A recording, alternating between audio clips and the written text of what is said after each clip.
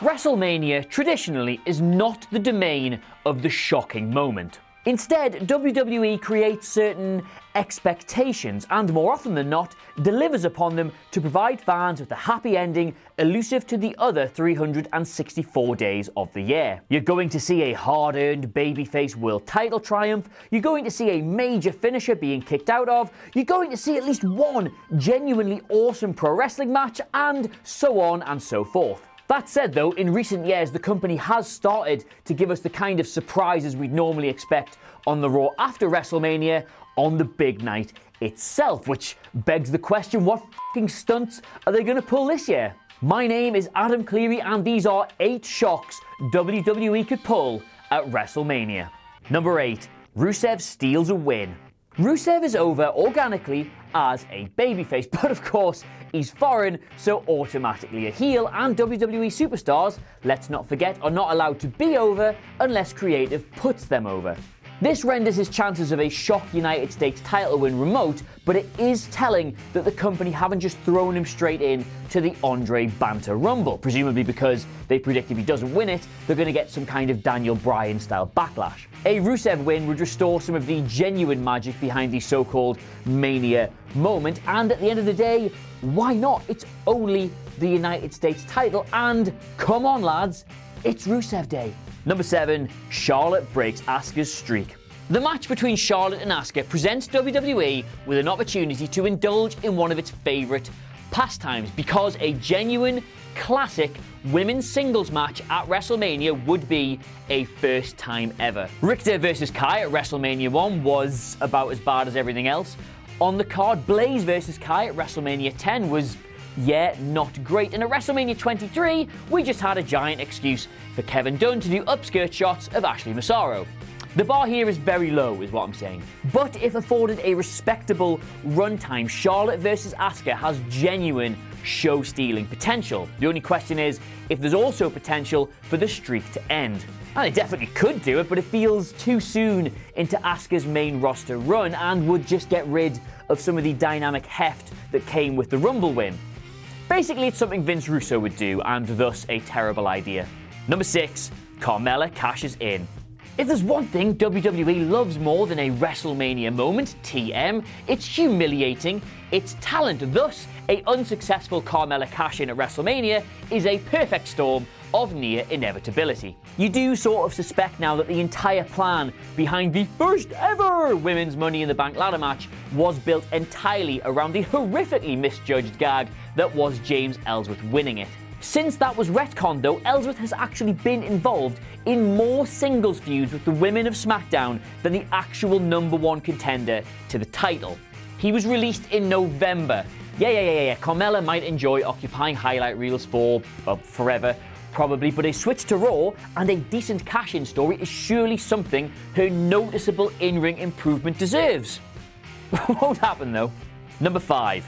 An NXT call-up wins the Women's Battle Royal. Unpredictable in the worst way imaginable, we are genuinely struggling to pick a winner for the first ever Women's Battle Royal because nobody in it has enough momentum. Bayley and Sasha Banks are in the middle of a feud of their own at the moment, which is probably going to lead to that old classic of the eliminated wrestler gets back in and eliminates the eliminator, but meh, and WWE apparently never want me to be happy, which rules out Becky Lynch. So if nothing else, a win for an NXT call-up could help build momentum by giving the winner something to brag about when they inevitably turn up on the main roster. Something you might say would be perfect for the iconic duo. Number 4. Samoa Joe returns. Samoa Joe is apparently all but cleared for action, and while these returns do tend to wait until the Raw after WrestleMania, Joe has a genuine storyline reason to return at the show itself, having missed out last year.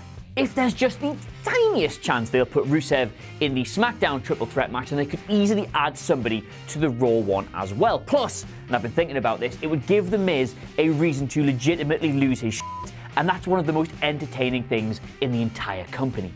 Yes, now WWE did do this last year when they had the Hardy Boys return to win the Raw Tag Team titles, but Roman Reigns is about to headline his 4th consecutive WrestleMania, so it's not like they give a shit about repetition, is it? Is it? Number 3. Stephanie McMahon headlines. On paper, this is a ridiculous, ludicrous, balls-out prospect, but we don't write the words on that paper, do we? The regime does, and they normally contain the letters B, U, R, I, A, and L. Surely, though, even the authority must realise that they would bury themselves if they headlined WrestleMania. The reception afforded to Ronda Rousey thus far is best described as polite. She has admittedly been quite jittery on the Raw stage. So on the grandest one of them all, you can't just throw her in to the main event and expect her to make it work.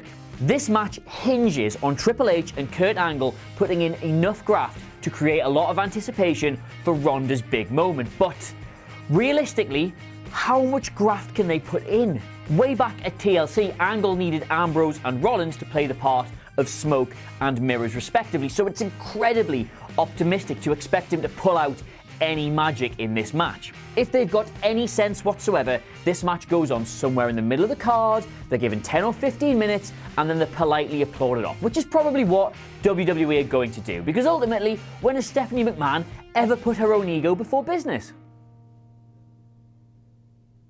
Number 2, Roman doesn't win.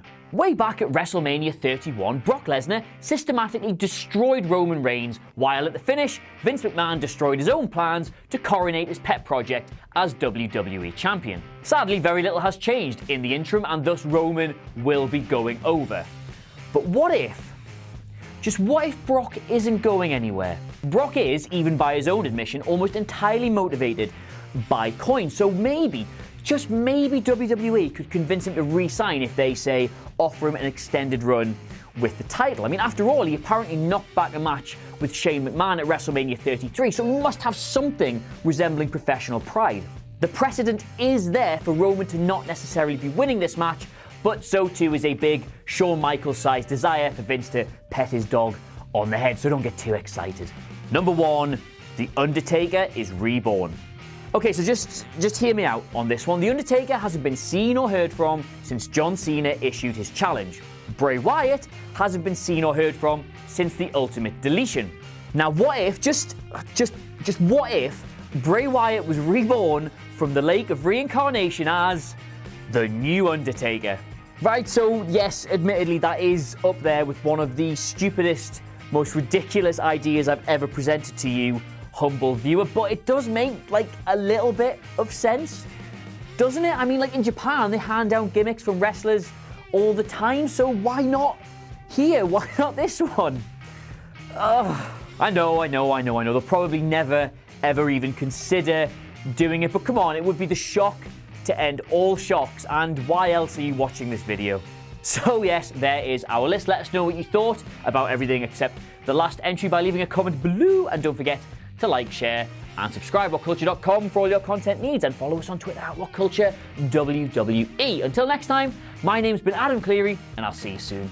Oh, wasn't that something? Don't forget to like, share, and subscribe below, and also the people who made this lovely video, they're appearing right here. But if you're thinking to yourself, I want to see more content, Jules, then why not look above my head, as there probably is some. I don't know. I can't see it. Until next time.